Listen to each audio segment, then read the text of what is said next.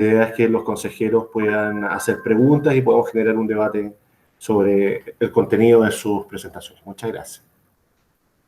Bueno, muchas gracias, presidente, consejeros y el equipo de la Dirección del Servicio Civil. Para mí es un honor haber sido invitado a participar, a tratar de contribuir, la verdad, en nombre del BID con un granito de arena a la discusión. Al igual que Marcela, pude ver varias de las presentaciones de las personas que fueron entrevistadas. La verdad que aprendí muchísimo. No sé cuánto más les puedo aportar, no quiero repetir, voy a ser muy breve, pero realmente los felicito por el proceso que están llevando adelante. También creo que el encargo que se le dio al Consejo, si bien es difícil y es muy importante, creo que habla del prestigio que tiene el Consejo, que ha construido a lo largo del tiempo, y que es un prestigio que existe en Chile, pero también en toda la región. O sea, la verdad que, como saben, el sistema de alta dirección pública, el Consejo, realmente son muy admirados desde los organismos internacionales y también en todos los países de la región que están comprometidos con una agenda de mérito en la alta dirección pública. Así que los felicito por eso y ahora voy a pasar a compartir la pantalla con algunas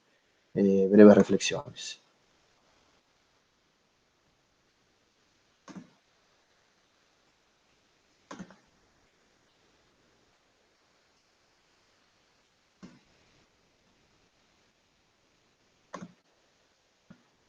¿Se ve la presentación?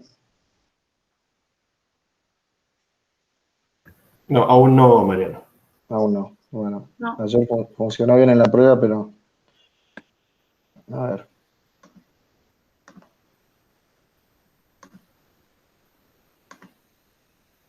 Ahí está.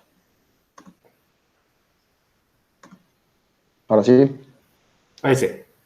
Gracias. Bueno, perfecto. Bueno, primero quería empezar por clarificar que del lado del BID, la verdad que no hemos trabajado en la definición o el apoyo a los países en la definición de la remuneración de altas autoridades o parlamentarios, quizás al revés que el PNUD. Hay un estudio del BID un poco viejo del 2003, pero la verdad que después de eso no hemos trabajado en ese tema. Sí hemos trabajado en temas de remuneraciones de directivos y otros servidores públicos. Por lo tanto, como fue mencionado recién y en varias exposiciones antes, el trabajo que están haciendo podría tener un impacto en las remuneraciones de esos segmentos y por lo tanto me voy a centrar en la presentación en esos temas, ¿no? También parto como Marcela con el tema del contexto de la desconfianza, ¿no? Que no solamente abarca a Chile, como mencionaba ella, sino a todos los países de la región y del mundo. Y es un fenómeno que no está solamente centrado en el poder legislativo. O sea, es un fenómeno que también se expande al poder ejecutivo y al poder judicial. Y en la última encuesta Latinobarómetro, más o menos el 70% de los ciudadanos de América Latina dijo que confiaba poco o nada en el poder ejecutivo, el poder legislativo y el poder judicial, ¿no? Y las causas de esa desconfianza, que creo que es interesante un poco explorarlas, la primera es que no había servicios efectivos y eficientes, ¿no? No hay delivery de parte de los gobiernos.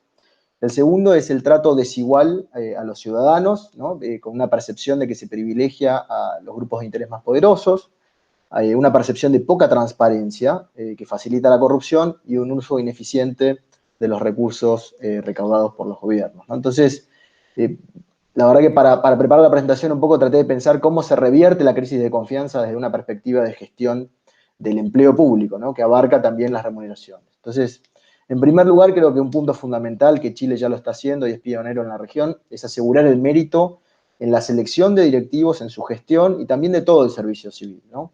Y ahí hay evidencia bien robusta que marca que este pilar fundamental para la construcción de confianza también genera un mejor desempeño del Estado, o sea, se explica porque genera un mejor desempeño del Estado, por lo tanto genera mejor delivery y eso genera confianza, lleva a mayor crecimiento económico, reduce la corrupción, la disposición hacer concursables los cargos existentes nuevos para personal fuera del Estado, tanto como promociones o ascensos internos por concurso, es fundamental y da un trato igual a todos para poder avanzar en la carrera y ser servidor público y contribuye también a una mayor transparencia de la gestión pública. Entonces, las remuneraciones se enmarcan en una gestión de recursos humanos más amplia en la cual el pilar del mérito o de la meritocracia es fundamental y creo que el trabajo que vienen haciendo en el servicio civil es muy importante y va totalmente en esta línea, ¿no? Con respecto a las remuneraciones, como se dijo en presentaciones anteriores, son un factor importante, pero no suficiente para la atracción y retención de talento. Como sabemos, existen factores de motivación intrínseca, fuertes, de servir, de tener vocación de servicio público, que muchas veces compensan esa brecha salarial que suele existir en algunos campos. Lo que sí sabemos es que las remuneraciones adecuadas son claves para la retención del personal con buen desempeño. Y esa retención del personal con buen desempeño es uno de los factores fundamentales en el desempeño del Estado. O sea, las instituciones que tienen liderazgos continuos en el tiempo, buenos liderazgos continuos en el tiempo, son las que realmente transforman la entrega de servicios públicos, como ha pasado en Chile con el Servicio de Impuestos Internos o con el INAPI recientemente, o Tesorería u otros, donde ha habido liderazgos en el tiempo que han logrado cosas muy importantes, y en eso la remuneración es clave, ¿no? Y bueno, y quizás para compartir 4 principios básicos de las remuneraciones sobre los cuales se debería medir cuán bueno es un sistema de remuneraciones, está la competitividad externa, ¿sí? O sea, cómo nos comparamos con el mercado laboral para puestos de igual responsabilidad. La equidad horizontal, asegurar una igual remuneración por igual trabajo. Eso no significa los mismos títulos del cargo, sino que el mismo nivel de responsabilidades y de calificaciones requeridas para estar en ese puesto se remunere de la misma forma. La equidad vertical, ¿sí? Que el subordinado no debería ganar más que su supervisor, y la transparencia del sistema de remuneraciones, ¿no? Entonces, ¿cómo está Chile, por ejemplo, en el caso de los altos directivos en competitividad externa, ¿no? Entonces, creo que Rosana Costa mencionaba este estudio que se hizo en el 2012, si no me equivoco, con apoyo de una cooperación técnica del BID, en el cual se veía que, por ejemplo, que el nivel 1 de ADP estaba 55% por debajo del mercado, ¿no? El nivel 2 un 17% por debajo del mercado en promedio, y el nivel 3 o el tercer nivel jerárquico en un nivel similar al mercado, ¿no? Esto obviamente incluía algunos temas específicos en el sector salud, ¿no? Como es quizás el sector con mayores desafíos, pero creo que era interesante porque estaba bastante en línea con la práctica de otros países de la OCDE, ¿no? Como por ejemplo Canadá o Nueva Zelanda, que son países que tratan de asegurar un nivel competitivo en el inicio de la carrera directiva y que después no acompañan, digamos, no hacen ese esfuerzo fiscal de cerrar la brecha salarial para los niveles más altos, porque para esos niveles más altos se espera que otros factores, como hablábamos antes, inclusive la empleabilidad futura, que creo que mencionaba Rodrigo Valdés también, son factores que compensan por esa brecha salarial que existe en esos niveles más altos, ¿no? Ahora, desde el 2012, nosotros en el 2017 hicimos un estudio comparado de 6 países de América Latina en OCDE o en acceso a OCDE. De hecho, de ahora Colombia y Costa Rica se han sumado a la OCDE. Y tomamos un segmento que llamamos de directivos públicos, ¿sí? Que para homologar que esos cargos o esos niveles eran los que eran realmente comparables, ¿no? Y usamos la metodología del Hay Group, en los cuales para el sector privado tomamos los niveles 18 y 19 del Hay Group, y en el caso de Chile incluían a ADP nivel 2 y al tercer nivel jerárquico, ¿no? Y ahí lo que vimos, con datos del 2016, de hecho con el apoyo de la Dirección Nacional del Servicio Civil en Chile, vimos que Chile, y esto incluía en 4 sectores: en Hacienda, Obras Públicas, Educación y Salud, ¿sí? Porque eran los 4 sectores que quizás eran más representativos en los 6 países y que teníamos datos y podíamos comparar mejor. Entonces, Chile se veía que remuneraba mejor que los demás países en promedio, ¿sí? En términos de dólares corrientes, pero cuando lo normalizábamos por PIB per cápita, Chile estaba en el promedio de esos 6 países, ¿no? Muy cercano al promedio, y de hecho con un PIB per cápita más o menos similar al de Costa Rica. De Costa Rica en ese momento estaba un poquito por debajo de Chile, ahora el gap o la brecha es un poco mayor, pero básicamente Chile remuneraba de forma, parece que razonable o comparado con otros países, para esos niveles iniciales de dirección pública que, como les decía, la práctica en OCDE o en otros países es tratar de que ese nivel sea el más competitivo en cuanto a remuneración.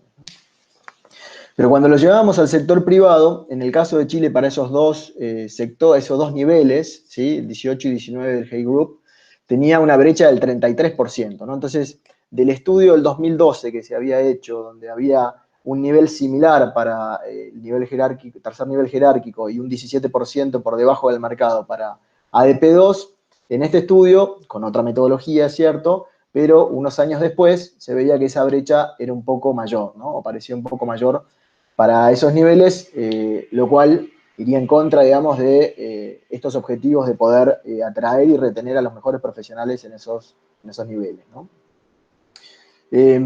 Y después, saliendo de los directivos públicos y yendo al resto del sistema de remuneraciones de Chile, como creo que se mencionó también en algunas intervenciones anteriores, existe una evidencia anecdótica, creo yo, porque es muy difícil de comparar, que hay una prima salarial pública o un wage premium para los servidores públicos que están en los estamentos más bajos del empleo público, ¿sí? Los administrativos, los técnicos, los no calificados, y más cercano al mercado para los profesionales. Sin embargo, medir esto, ¿no? Y estoy hablando de esto porque al final puede repercutir eventualmente, y además se está tomando la escala única de sueldos como una referencia.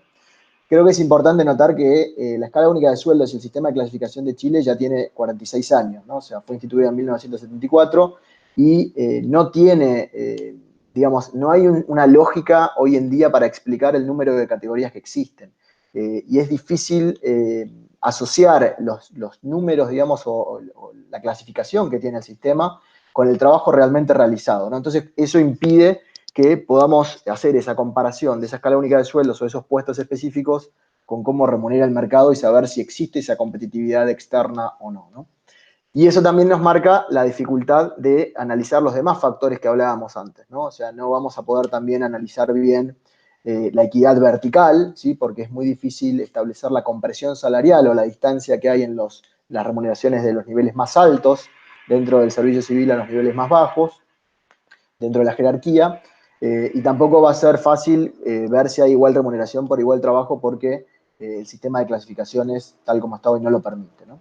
Y por último, no considero que sea un sistema transparente en el sentido que solo el 15 o el 20% de la remuneración son el salario base, que está asociado a la función o al cargo en sí, y un 80% corresponde a numerosas remuneraciones complementarias, ¿no? Entonces, al momento de comparar las remuneraciones ya con el resto de la carrera pública, que como sabemos muchos de los directivos públicos provienen del sector público, tenemos estas dificultades de análisis que claramente no ayudan para tomar una decisión informada sobre tener un sistema de remuneraciones realmente que funcione y que siga buenas prácticas internacionales, ¿no? Entonces, para concluir, bueno, Chile ha avanzado muchísimo en el tema del mérito, creo que no lo subestimaría, es un tema de construcción de confianza súper importante y creo que explica el encargo al Consejo de Alta Dirección, pero va más allá de la alta dirección pública. En cuanto a las remuneraciones, lo que les decía, en este estudio de hace 4 años o con datos de hace 4 años que hicimos en el 2017, veíamos que las remuneraciones para el nivel 3 y el nivel 2 de ADP parecían razonables en cuanto a comparaciones con otros países de la región cuando se lo normalizaba por PIB per cápita, y existía una brecha un poco mayor que antes con el sector privado. Por lo tanto, reducir esas remuneraciones podría llevar a una expansión de la brecha, asumiendo que no se compensa por otros factores como motivación intrínseca o inclusive en el contexto de la crisis económica que vivimos, con lo cual el sector privado quizás va a captar o va a tener capacidad de captar menos talentos por la situación económica, ¿no? Pero lo preocupante, o lo que creo que hay que tener siempre presente, es que esa reducción salarial podría repercutir, por ejemplo, en una menor retención de personas de buen desempeño en el Estado, y esa rotación directiva podría llevar a un peor funcionamiento, llevando a su vez a un empeoramiento de la confianza, ¿no? Entonces, posicionándonos en un equilibrio peor del que tenemos ahora, ¿no? Para terminar, creo que lo mencionó un poquito Marcela ahora, si la disociación de salarios entre parlamentarios y ministros no es posible, lo que hacen otros países, y no me acuerdo si lo mencionó Ignacio de Larrazábal en su presentación, es que permiten, en casos específicos, ¿no? Cuando está muy justificado, separar las remuneraciones de los directivos y que sean mayores a las del ministro del sector, por ejemplo, ¿no? En servicios sumamente técnicos, en el caso de Holanda tienen un tope hasta el 30% más, ¿no?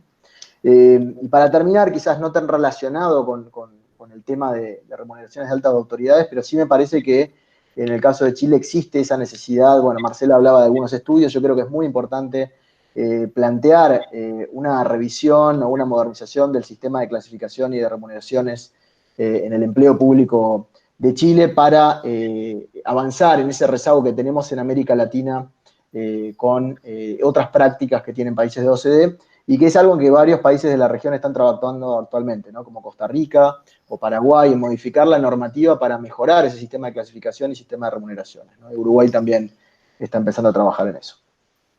Muchas gracias. Muchas gracias, Mariano, por tu presentación. Y ahora, estimados consejeros, si tuvieran comentarios o preguntas para nuestros expositores. Adelante.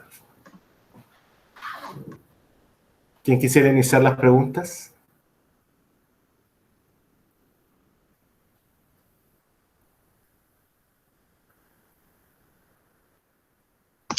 Bueno, muchas gracias, Mariano y Marcela, por las presentaciones. Ahora, como ustedes también vieron bien cuando revisaron quizás las presentaciones previas, estamos de alguna forma metidos en una camisa de fuerza que no depende de nosotros de corregir, ¿no es cierto? Nosotros tenemos que aplicar esa camisa de fuerza simplemente. Y todos han planteado con fuerza igualar los sueldos de los parlamentarios con los sueldos de los ministros, ¿no es cierto? Pero en ese contexto y viendo desde el punto de vista de la demanda de alguna forma social que plantea Marcela, pero también entendiendo que las características distintas de los cargos, ¿no es cierto? A modo de ustedes, ¿qué sería peor? ¿Quedarse muy corto o quedarse muy largo? En términos del impacto que puede tener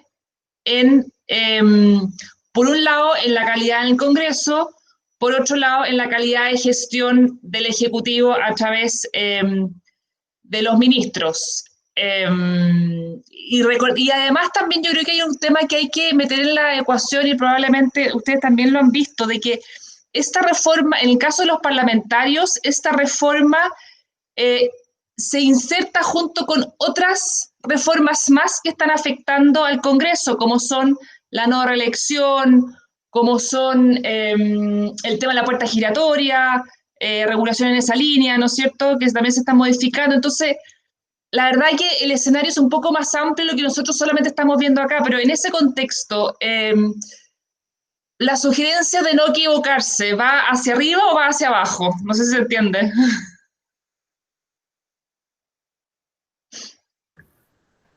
Bien, acumulamos más preguntas, consejero, antes de contestar. Consejero Orellana, consejero Garzón, consejero Riquelme, adelante, por favor. Gracias, presidente. Perdón. Dale, Cristina. Adelante, consejera Orellana, adelante. Mira, dos ayudas que yo les pediría. En la presentación de Marcela en el PNUD habló de elementos que eran de criterios que no podíamos dejar de mirar, que era la forma en la que se reclutaba.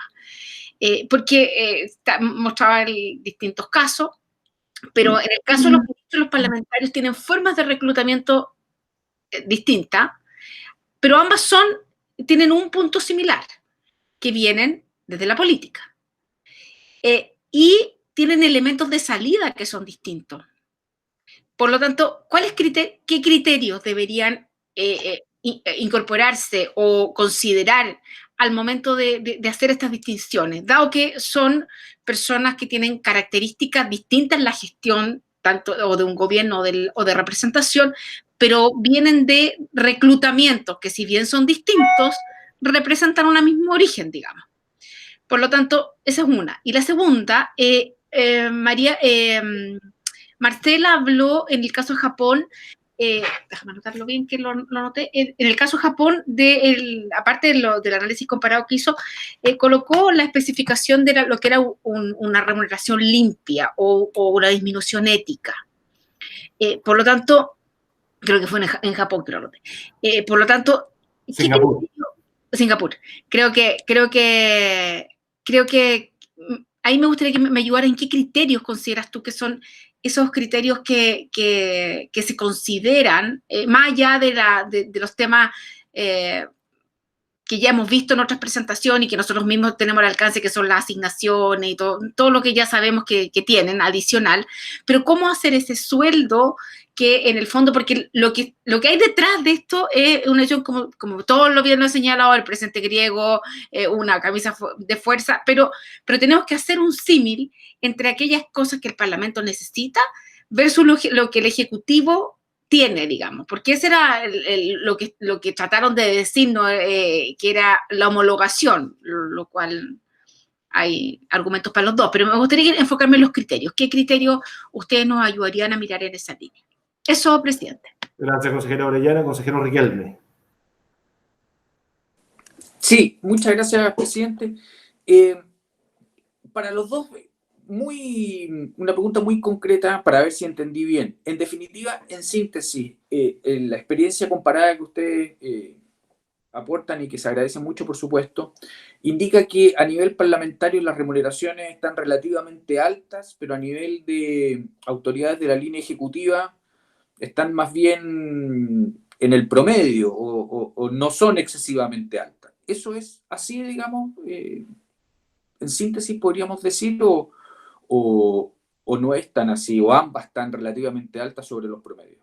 Eso, presidente, gracias. Gracias, consejero Riquelme. Consejero Arzúa, ¿quisiera complementar algo? Sí, tengo 3 preguntas que yo creo que están relacionadas con lo que se ha manifestado. ¿Se escucha bien? Perfecto. La primera, yo creo que tiene que ver con algo que planteaba Bettina. Yo creo que sí coincide también, Cristina. Yo creo que sí coincidimos que la decisión es política. Los razonamientos o las variables a tener en cuenta son de naturaleza distinta o tienen que complementar las variables técnicas.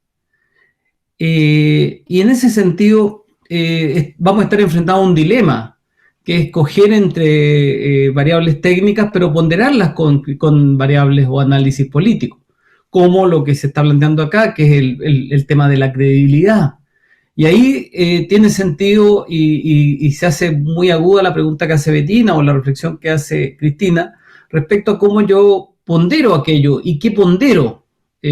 Si es mejor entonces extremar la reducción para justamente hacer ese énfasis político cuyo efecto buscaríamos sería, por ejemplo, recuperar en parte, porque bien lo decían ustedes dos, no es el único factor. Mariano agregaba el mérito como factor que disminuye esta baja de credibilidad de la acción del Estado y de la política en general. Entonces, dicho eso, la pregunta 1 tiene que ver con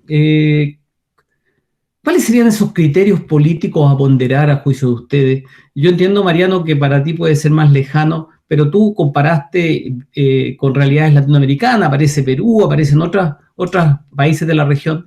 Entonces, ¿cuáles serían esos criterios? Yo entiendo el criterio, el buen uso de los recursos frente a la pobreza, puede ser un criterio. Uno podría pensar en cuestiones de ese tipo, pero les pediría si pueden ayudarnos. Esto no es en caso un planteamiento oficial de las instituciones que ustedes representan, pero tiene que ver con la experticia y la experiencia que tienen en la región y los estudios que han acumulado. La segunda pregunta yo creo que es un poco más específica a Marcela, pero también Mariano, con la experiencia que tiene, podría colaborarnos, que tiene que ver con esto de a propósito de sistematizar antecedentes técnicos, pensando más allá de lo que podamos escribir o pronunciarnos respecto a la reducción específica, esto en el marco de que esto es una decisión transitoria. Marcela señalaba que hay próximamente una discusión constitucional en la materia, entonces uno podría también pensar en dejar algunos elementos para la reflexión, y en particular hay un punto que a mí me queda dando vuelta y que me parece interesante de que nosotros podamos tener alguna visión de ustedes respecto a esta relación entre asignaciones y remuneraciones y dietas, o asignaciones y remuneraciones. ¿Cuál es la debilidad de nuestro sistema de control, de nuestro sistema de control y auditoría de aquello? Pareciera que Marcela tiene una idea o un diagnóstico o una opinión respecto de aquello. Si Mariano tienes algún reporte, algún análisis, o el BID ha visto esa temática, porque incluso eso también afecta a las autoridades elegidas por mérito muchas veces. Y en ese sentido, si más allá de tener elementos de control y auditoría, que en el caso de los funcionarios lo ejerce muchas veces la Contraloría, si no es mejor pensar en mecanismos que efectivamente esto lo dejen de traspasar específicamente en dinero, sino que efectivamente existiese tal vez un mecanismo más genérico para asignar, para controlar, y no que fuera un estipendio que administra autónomamente aquel que lo recibe, como es el caso mucho más en el ministro y subsecretario. Y la tercera pregunta tiene que ver con, y Mariano lo decía bien, nuestro problema es las autoridades, ministros, subsecretarios, parlamentarios, gobernadores, otros, autoridades de orden político, pero evidentemente esto va a afectar, queramos o no, la percepción incluso relativa respecto a cuánto perciben el resto de los funcionarios de carrera o elegidos por mérito. Entonces, la pregunta tiene dos componentes a propósito de esta reflexión. La primera es, en la experiencia comparada, ¿existe una separación y una escala distinta para autoridades políticas de aquellos elegidos por mérito? ¿O es una escala, porque los dos lo dijeron bien, la escala única de remuneración es nuestro problema, pero tal vez existen escalas distintas que no buscan relacionarse ni jerarquizarse? Mario Weissbluth nos hablaba mucho de esta lógica vertical que tenemos como en la cabeza, casi como un arquetipo que nos obliga no nos deja pensar de otra manera estas relaciones. Y que uno podría pensar que, dadas las autoridades políticas tienen otra trayectoria, cuando ingresan a la dirección del Estado, ahí estoy pensando en ministro y subsecretario, no deberían por qué tener ese nivel de indexación. Entonces esa es la pregunta más bien vertical. Pero ahora voy a la pregunta horizontal. ¿Cuál es la relación, o es necesaria esta relación, y por qué no sería necesaria, a juicio de ustedes, si nos pueden también dar algunos argumentos más, respecto a la relación entre los salarios y remuneraciones de ministros y subsecretarios respecto de parlamentarios? Porque, claro, hemos descubierto, entre comillas, que una separación, una unión, una imbricación bien sui generis está local entre autoridades, ministros, subsecretarios y parlamentarios. Es chilena esta cuestión. Y nos está generando algunos problemas. Entonces, ¿qué opinan ustedes de eso? Y a su vez, si debería haber intra esos dos grupos una jerarquía distinta de montos salariales, ¿y por qué? Gracias. Perdonen la cantidad de preguntas, pero estamos ávidos de poder completar el proceso y recoger la mayor cantidad de opiniones. Y no partí diciéndole que les agradezco el trabajo, el aporte que nos hacen, la sistematización, que yo creo que ha sido muy enriquecedor también para nuestro trabajo. Gracias. Gracias, consejeros. ¿Quién quiere iniciar la respuesta? Doña Marcela, adelante, por favor. Oye, muchas gracias por las preguntas. Yo creo que además acá con Mariano nos complementamos, porque me parece que el BID y Mariano, por lo que presentaba, se han concentrado bastante más en lo que es la administración pública y el ejecutivo, y nosotros llevamos mucho más tiempo, digamos, trabajando en los temas de regulación de los legislativos. Como les decía, nosotros tenemos un proyecto formal de asistencia técnica con el grupo bicameral casi desde el 2011, y hemos hecho muchos informes para el grupo bicameral. Entre ellos, nosotros hicimos una propuesta de un sistema más completo de control interno y hemos analizado el tema de dietas y asignaciones. Y nuestra propuesta respecto de control interno es que debería haber una oficina de ética que tuviera integrantes que fueran efectivamente autónomos e independientes. Uno de los problemas que tenemos que, en general, prácticamente todas las comisiones y mecanismos que ha creado el Congreso para regularse carecen de la autonomía necesaria que tienen los órganos autónomos de control de los que dispone el Ejecutivo. Entonces, cuando tú no tienes órganos de verdad genuinamente autónomos, es muy difícil controlar. Y yo creo que ahí tenemos un déficit que se ha ido mejorando, se ha avanzado, se han establecido normas. Antes, en rigor, las asignaciones se usaban como sueldo. O sea, hace 10 años atrás las asignaciones eran absolutamente de control discrecional, y eso hoy día existe bastante más control, pero no es el control que ejerce en ningún caso la Contraloría. O sea, en ningún caso, digamos, no puedo exagerar, digamos. Entonces, creo que hay que avanzar primero en un sistema de control efectivo y real sobre asignaciones. Segundo, yo sería partidaria en realidad de que los parlamentarios no administraran nada de asignaciones y que todas las asignaciones las administrara el Congreso como corporación y se pagaran reembolsos, se pagaran los contratos de quienes los parlamentarios necesitan contratar. Creo que se podría hacer muchísimo más en materia, por ejemplo, también propusimos en algún momento que las oficinas distritales se consolidaran y hubieran una sola oficina del Congreso para todos los parlamentarios de la región o de la ciudad. O sea, Egon Montesinos decía el monto que se invierte, por ejemplo, en una región en todas las oficinas parlamentarias, y multiplicado eso por todas las oficinas, por todo el Parlamento. Entonces, hay un espacio muy grande para mejorar la eficiencia y eficacia en el uso de recursos en el legislativo y el carácter de autonomía de ser juez y parte respecto de cómo se asignan y cómo se controlan los recursos. Creo que tiene que ser revisado de manera más profunda. Sé que lo que estoy diciendo puede ser no muy popular. Espero que no se difunda mucho el video en el Congreso, pero en realidad lo hemos dicho por escrito. Y además esto no es un juicio como de intencionalidades, sino que los incentivos institucionales generan ciertos comportamientos. Cuando tú tienes, eso lo sabemos en todo el mundo, cuando tú tienes debilidades de mecanismo de control o excesa cantidad de recursos, eso genera problemas. Entonces, eso respecto de ese tema. Respecto de las formas de reclutamiento, yo quiero insistir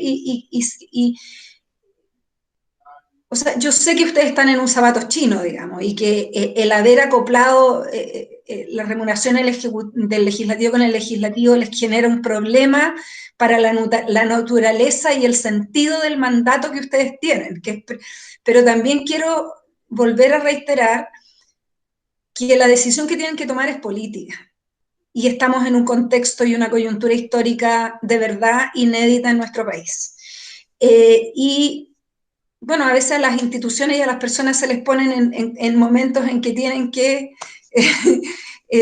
estar a la altura y en un contexto en tomar una decisión. Yo concuerdo que esto quizás debería haberlo discutido el Congreso, pero les dieron a ustedes esta tarea, entonces creo que ustedes tienen la posibilidad de pensar en el bien común y en ser en algún sentido, yo creo, los representantes de ese bien común y del Estado en tomar una decisión que sea sensata para el país hoy día. Yo creo que después de 10 años de discusión legislativa, de 80% de una aprobación de una ley prácticamente por unanimidad, con amplia mayoría de todos los sectores políticos diciendo que había que reducir las dietas. O sea, al final todos votaron a favor, todos estuvieron por esto, y se demoraron enormemente en llegar a una fórmula de decisión. Entonces, si después de todo esto, si después de 10 años de toda esta discusión, de todos los comités, de todas las audiencias, de todo lo que ha ocurrido, ustedes salen con el 1% rebaja, el 5% rebaja, eso yo creo que es un riesgo muchísimo peor para el Estado, para la política, para la democracia, y que asumir la otra parte que tiene que ver con una baja más fuerte. Y creo que el comentario que hacía Diego Pardo hace unas sesiones atrás de Espacio Público a mí me hizo mucho sentido, porque si pensamos en la economía política de cómo se toman las decisiones, si ustedes hacen una rebaja demasiado pequeña, los incentivos van a ser para que la ley orgánica demore eternamente. Y se va a decir, cumplimos con esto, pasemos a otra cosa. Si ustedes, en cambio, hacen una rebaja significativa, sustantiva, que nos lleva mucho más cerca al escenario de la OECD, la ley orgánica va a tener que ser apurada y vamos a tener que pasar a una cosa más permanente y va a haber una presión también, creo, para discutir en serio que tienen que desacoplarse los sueldos del Ejecutivo con el Legislativo. Entonces, yo soy más bien creo que ese es el escenario más razonable. Me cuesta, creo que el otro escenario y pensar que una rebaja pequeña, es cierto que no es el único factor, pero sería como una razón más para fundamentar esta idea de que las élites son ensimismadas y solo se preocupan de su autopreservación, digamos, que es la sensación que está instalada en la ciudadanía. Y respecto de los criterios, con eso termino,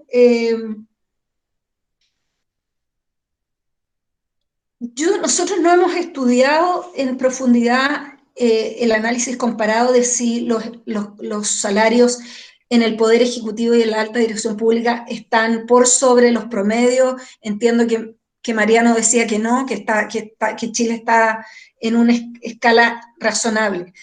Sí hemos estudiado y en el informe de Desiguales mostramos que las diferencias salariales entre la élite y la población en Chile son extremadamente altas, tenemos niveles de desigualdad de los más altos de la OECD y también estamos dentro de los países con más desigualdad en América Latina. Entonces, creo que también desde el Estado, desde la política, la discusión sobre salarios en el sector público en un país altamente desigual, donde la desigualdad está politizada, es un tema que no puede dejarse fuera de la discusión de cuando uno quiere atraer talento al Estado. Me parece que no podemos hacer una discusión técnica como en abstracto, como en una vacuum, sin tener en consideración estas otras dimensiones, y creo que sí sé que el Ministerio de Hacienda ha hecho informes en que los salarios en el sector público han venido aumentando más rápidamente que los salarios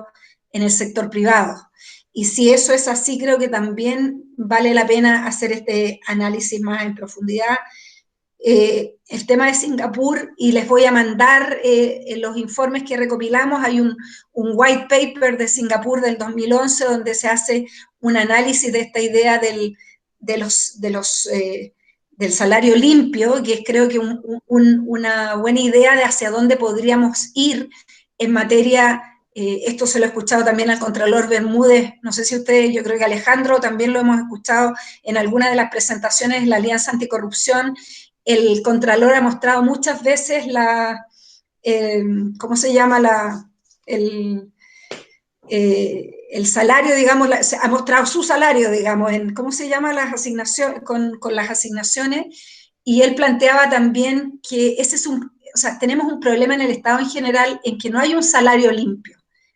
Nadie puede entender que no sea un especialista cuál es el salario de la persona, porque la cantidad de asignaciones 1, asignación 2, asignación 3, y en el legislativo es lo mismo. Yo creo que avanzar en el mediano plazo a tratar de simplificar cómo se reportan, cómo se entregan salarios, es un paso en términos de probidad, transparencia y de relación con la ciudadanía, que me parece que sería también un tema importante de abordar en el mediano plazo. Gracias. Gracias, Marcela. Don Mariano. Gracias. Bueno, las preguntas son un poco difíciles, especialmente considerando que ni siquiera soy chileno, como saben, así que voy a tratar de comunicar algunas ideas, aunque no voy a ser lo suficientemente directo o, bueno, como decía el consejero Barzúa, sí, esto puedo hablar mi opinión personal, pero al final yo estoy representando al BID, como entenderán. Entonces, en primer lugar, creo que un tema en Chile que seguramente ustedes tienen muy claro, mucho más claro que yo, es la distancia en salarios entre los ministros y los subsecretarios, ¿no? De un estudio informal que hicimos hace algunos años, por lo que vimos en otros países, a veces la forma de que los ministros no aparezcan ganando tanto dinero y al mismo tiempo no afectar negativamente a la estructura del Poder Ejecutivo es que existe una diferencia muy pequeña entre el salario de un ministro y un subsecretario, ¿sí? O sea, se achata, digamos, ahí la distancia, se comprime la escala salarial entre esos dos escalones para darle más aire hacia abajo al resto, ¿no? Por ejemplo, en Perú la diferencia son menos de $500 entre un salario de un ministro y un viceministro, ¿no? Entonces, creo que si uno no quiere afectar el resto de la administración pública y si se va a mantener este principio de equidad vertical en el cual el subordinado no puede ganar más que su jefe, creo que esos espacios pueden estar dados, o los espacios de los recortes pueden estar dados por ese buffer, ¿no? Ese espacio que existe entre el ministro y el subsecretario, aunque entiendo que ustedes después de lo de los ministros y parlamentarios tienen que también justamente definir esos otros salarios, ¿no? Con respecto a la pregunta del consejero Riquelme, sí, yo creo que sí es como dice, en el sentido que, por lo que vimos nosotros, las remuneraciones a nivel de tercer nivel jerárquico y ADP2 no estarían lejos de los demás países de la región en cuanto a normalizadas por PIB per cápita, pero con respecto al sector privado, como dije, que lo que vimos nosotros es que se empeoró un poquito la competitividad externa de esas remuneraciones, y para hacerlo bien y hacer un buen estudio, creo que hace falta mejorar más el análisis del tercer nivel jerárquico hacia abajo, creo yo, en cuanto a la comparación con el sector privado, ¿no? Y para eso tenemos que tener un sistema de clasificación más ordenado, más simple, y perfiles de puesto también más alineados a los niveles de las funciones que existen en el sector privado o en el mercado laboral en general. Y idealmente un salario más limpio, ¿no? Como decía Marcela, este tema de que, como le decía en la OCDE, el salario total, el salario base es el total de la remuneración. A veces existen incentivos por desempeño, pero no son más del 10%. Entonces, cuando uno compara al final lo que corresponde a la función propia de cada cargo, estamos hablando de un 20% nada más, ¿no? En el sistema chileno para el resto de la administración pública, ¿no? Entonces, es difícil saber dónde estamos, pero creo yo para esos niveles en los cuales hicimos el estudio, creo que sí va por esa línea. Sobre la pregunta del consejero Barzúa sobre si tienen escalas distintas entre los políticos y los técnicos en otros países, sí, esa es mi experiencia al menos. Existen decretos que establecen las remuneraciones de los ministros y viceministros, por ejemplo, que se hacen aparte, y después existen las escalas salariales de lo que sería la carrera administrativa o el equivalente, ¿no? Que se determinan de otra forma, ¿no? O sea, los primeros, en América Latina, ¿no? Los ministros y viceministros. En países fuera de América Latina, yo creo que los viceministros ya son parte de la carrera administrativa, como por ejemplo en el Reino Unido o en otros países, en Canadá o en Estados Unidos, donde un viceministro al final es el ADP 1 plus, ¿no? O sea, está en ese nivel, ¿no? Entonces sí son diferentes esas escalas, ¿no? Y con respecto a los criterios, bueno, yo creo que hubo gente mucho más calificada que yo hablando de eso en sesiones anteriores. A mí me hizo mucho sentido las recomendaciones de indexación automática en base a los ingresos de las familias o del ingreso promedio en el país. En fin, digo, creo que hay muchas experiencias internacionales que ya fueron presentadas y otras ideas, así que no tendría mucho para aportarles como criterios adicionales a tener en cuenta. Claramente no me puedo expresar de la parte política, como decía, pero a nivel técnico creo que esas serían un poco mis reflexiones. Bien, pues muchas gracias, Mariano. Consejeros, para ya ir cerrando esta sesión, ¿alguna pregunta o consideración final que quisieran hacer?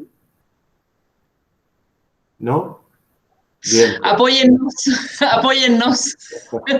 La decisión no va a ser fácil, pero también es importante, ustedes no tienen por qué, o sea, las distintas instancias no tienen que estar de acuerdo con nosotros, ¿no es cierto? Porque finalmente el porcentaje, pero sí, no, el apoyo no puede ser muy coloquial, pero en el fondo yo creo que sí es importante que se entienda y que trascienda en la opinión pública la complejidad de la decisión.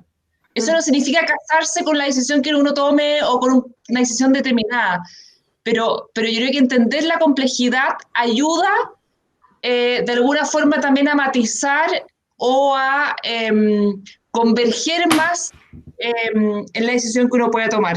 Que no va a dejar contentos a un porcentaje. Ya sabemos que da lo mismo lo que uno haga, va a haber gente que no va a quedar conforme. Entonces, es importante que se entienda la complejidad. Y yo creo que eso no está bien instalado en la opinión pública. Yo creo que la opinión pública es, pero si el mandato es súper simple, un porcentaje, pero es más que eso. Eso nomás. Gracias. Oye, perdón Alejandro, pero la presentación de Pablo González en alguna de las sesiones anteriores que hacía mucho énfasis en el tema del relato que ustedes tienen que hacer, yo creo que es súper importante. O sea, tienen que, más allá de la decisión, tienen que tener súper claro cómo van a comunicar esta decisión, los fundamentos. Y eso creo que va a ayudar mucho, Betina, en esto de que se entienda. ¿sí? Gracias, Marcela. Consejera Orellana y después el consejero Barzúa. Sí, solo en las palabras de Marcela, cuando habla, que efectivamente Pablo y todos nos han explicado el relato, pero llegamos a este relato después de 10 años, y tú fuiste súper clara en decirlo, y también Mariano. Esto no viene de hace un mes ni hace 2 meses, pero además después de 10 años no toman la decisión, la traspasan. Por lo tanto, nosotros tenemos un mandato que, si bien es complejo, lo vamos a ejercer republicanamente, pero tiene que ver también con cómo se instala esto desde la lógica tampoco de la caricatura. O sea, yo creo que hoy día hay un espacio importante, que este relato va a trascender en política pública, en los cargos de decisión, como Marcela bien lo decía, que es el origen o la representación del cargo, porque tampoco queremos elitizar más la política. No es que vayan unos pocos a representar el que puede y tiene y sostiene una campaña, sino que también, como muy bien lo mencionaste, hay gente que hace un trabajo que es distinto y tiene una distinta lógica por eso el sistema político más representativo que se busca, que también tiene distintas profesiones, tiene distintos orígenes, y que es distinto al reclutamiento de alta dirección pública, que ahí sí vamos a hacer una muralla china, porque la alta dirección pública, que es un trabajo de 18 años que ha costado montones, un director de un hospital que tiene 5.000 funcionarios a cargo, que tiene un enorme presupuesto y que hoy día está también reclutado por mérito, y es la confianza la que se va ganando en el proceso. Así que, nada, gracias por, yo creo que la claridad de los datos, y yo sí me quedo con algunos ejemplos que mencionaron, que nos ayudan mucho en el establecimiento de criterios. Yo creo que en esta fase, creo que los criterios y el relato van a ser parte de el desafío que tenemos nosotros como consejo diverso, pluralista también, de tomar, que es parte de la segunda fase. Pero yo quiero recalcar lo que dijo Marcela. Estos son 10 años que transfirieron. Gracias, consejera Orellana. Consejero Barzúa. Sí, no, dos reflexiones. La segunda es una solicitud. La primera reflexión yo creo que tiene que ver con lo que estamos conversando, que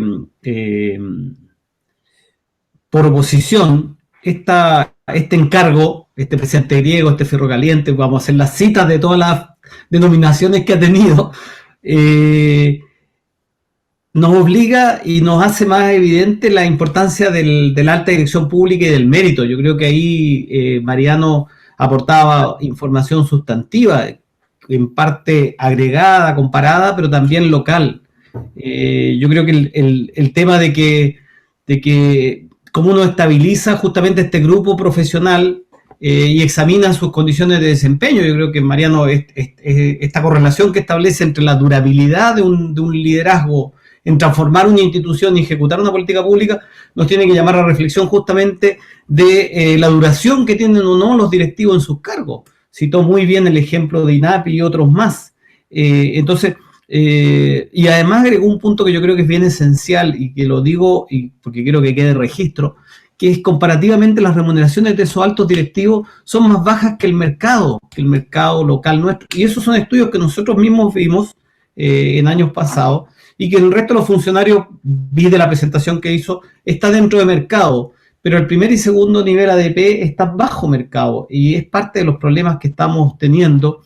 Y es una preocupación a propósito de la muralla china que dice Cristina, de cómo justamente proteger, fortalecer aquellos elementos que permiten la proyección de este sistema y no lo empalman o no lo contaminan con la otra problemática, que es la credibilidad de la política, que puede terminar también dañando, porque también son agentes del Estado, la credibilidad de los gerentes públicos profesionales. Entonces, creo que ustedes también nos traen y nos invitan o nos agregan elementos que en nuestro pronunciamiento vamos a tener que considerar justamente para instalar aquellas murallas chinas, pero también hacer aquellas afirmaciones que fortalezcan estos elementos de este nivel de desempeño.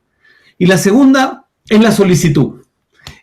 Marcela refirió de que han colaborado con este comité bicameral a propósito de remuneración y dietas y otros asuntos ligados justamente al desempeño de la función. Entonces, si podemos acceder a esos estudios a esos informes, si tenemos que suscribir algún tipo de acuerdo, solicitud formal, pero queremos poder a la totalidad de ellos, las bases de datos, si es posible tener acceso. Eso. Ningún problema. Haremos una carpetita y les mandamos todo, Eduardo.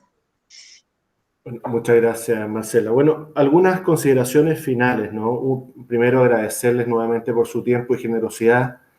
Para nosotros es muy importante realmente tener la mayor diversidad y amplitud de visiones, porque sabemos que eso enriquece la decisión tan compleja que tiene que tomar el Consejo. Algunas de las cuestiones que han planteado y que a mí personalmente me parecen muy relevantes, ¿no? El relato definitivamente es una cuestión central, porque en esta tarea encomendada al Consejo también vamos a cumplir un rol pedagógico, que es esencial, ¿no? Hemos avanzado mucho en transparencia, pero aún así la ciudadanía merece mejor calidad de información para tener todos los antecedentes que nos permita a todos los ciudadanos tomar buenas decisiones. Y en ese sentido, no solamente el resultado de este proceso es importante, sino también el proceso, ¿no? Y los fundamentos que establezcan la decisión que nosotros vamos a tomar. Lo segundo es que, y ustedes saben mejor que yo, que en políticas públicas siempre es muy importante saber qué problema estamos resolviendo. Porque entender muy bien el problema va a significar si aquella solución que nosotros estamos generando va a ayudar o no a resolver ese problema. Y sabemos que la crisis de confianza y legitimidad es un problema sistémico, amplio, y que no solamente afecta a nuestro país, es un problema que afecta hoy día a todos los países. Y las decisiones que en políticas públicas tienen consecuencias directas, pero también tienen externalidades. Por lo tanto, parte de lo que va a revisar el Consejo es en qué medida aquella decisión de guarismo, que parece muy acotada, tiene ciertas consecuencias directas, pero también genera otras externalidades, y es parte de lo que tenemos que revisar. Y un tercer punto que me gustaría señalar es que, aun cuando el servicio civil y la alta dirección pública y el mandato es expresamente al Consejo de la alta dirección pública, nuestro rol siempre ha sido instalar el mérito como motor de un Estado más cercano y 100% al servicio de los chilenos, y por eso nace la alta dirección pública. No solamente nos preocupa la alta dirección pública, nos preocupa el empleo público en general y las consecuencias que la decisión que nosotros tomemos pueda generar en otras funciones de la carrera funcionaria en el Estado. Tanto es así que hemos invitado al presidente de la ANEF a que nos acompañe también en una futura sesión. Y eso me parece muy importante señalarlo. Y junto con eso, también es importante que ustedes lo sepan, es que el mandato constitucional, este es un mandato constitucional directo, no intermediado por una ley. Por lo tanto, el Consejo directamente de la Constitución va a ejercer una decisión. Requiere del Consejo interpretaciones jurídicas respecto de los alcances y el impacto de la decisión que tomemos. Y esas interpretaciones jurídicas y análisis lo estamos haciendo hoy día de la manera más rigurosa posible para que esta decisión sea una decisión justa y de una buena política pública, aún entendiendo la complejidad del contexto y que este es un proceso que lleva años y que hoy día, tal como dijiste tú, Marcela, nos toca a nosotros tomar la decisión, y en un Estado de Derecho es fundamental que las instituciones funcionen, y por lo tanto el Consejo va a operar en ese sentido y con la visión de Estado que siempre ha guiado nuestro norte. Así que muchas gracias, Mariano y Marcela, por habernos acompañado, y habiendo cumplido el objetivo de la sesión, la damos por finalizada. Muchas gracias y un abrazo. Muchísimas gracias y mucha suerte, y los estaremos acompañando. En espíritu. Gracias por todo. Gracias. Chao, chao. Muchísimas gracias.